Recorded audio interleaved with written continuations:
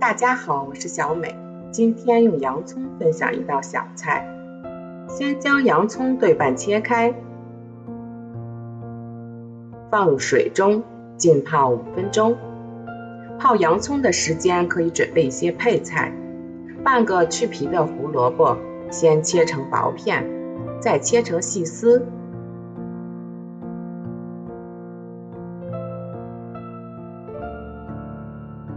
装入碗中备用。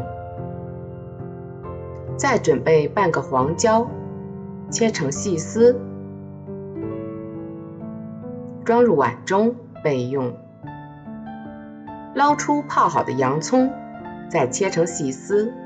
洋葱经过清水浸泡，所以在切的时候就不会辣眼睛。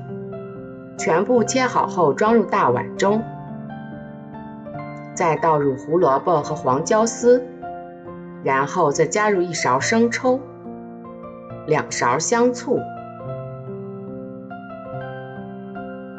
1勺香油、2勺白糖、1小勺盐，最后加入一些白芝麻增香，抓拌均匀。